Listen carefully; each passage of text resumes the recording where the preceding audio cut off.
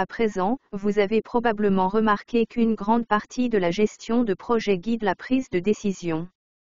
Même si vous n'êtes pas celui qui prend les décisions finales sur les principaux aspects du projet, c'est toujours votre travail de garder une trace de chaque nouvelle décision et d'utiliser ces décisions pour créer un plan. Comme vous l'avez appris, il y a beaucoup de décisions importantes à suivre. Cela inclut tout, de l'identification des objectifs et des livrables du projet au choix des bonnes personnes à ajouter à une équipe. C'est beaucoup trop pour qu'une seule personne puisse en garder une trace mentalement. Il s'agit également d'informations importantes que tous les membres de l'équipe doivent connaître, pas seulement le chef de projet. Si une décision affecte les tâches d'un membre de l'équipe, il doit en être informé, n'est-ce pas?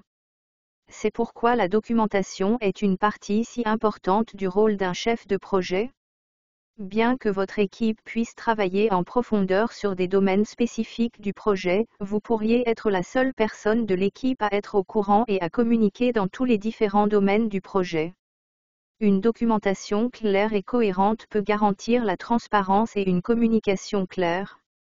La documentation aide à préparer le terrain pour le projet. Il communique les réponses aux questions clés. Par exemple, quel problème essayez-vous de résoudre? Quels sont les objectifs du projet? Quels sont le périmètre et les livrables, et qui sont les parties prenantes du projet? Enfin, de quelles ressources l'équipe a-t-elle besoin pour mener à bien son travail? Ce sont toutes des informations cruciales pour quiconque travaille sur un projet, quel que soit son rôle.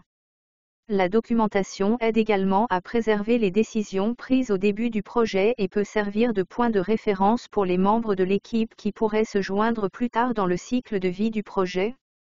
C'est votre travail de vous assurer que ces informations sont facilement accessibles via une sorte de documentation formelle, comme un email, une présentation ou un document numérique. En outre, documenter les décisions peut vous aider à découvrir des tâches, des délais ou des coûts que vous n'aviez pas envisagés auparavant.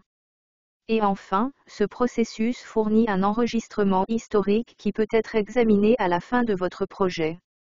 Vous pouvez appliquer les leçons que vous avez apprises à l'avenir. Ok, entrons dans différents types de documentation. Ensuite, nous examinerons les propositions de projet et les chartes de projet, deux types de documents qui peuvent vous aider à réussir dès le début. À bientôt.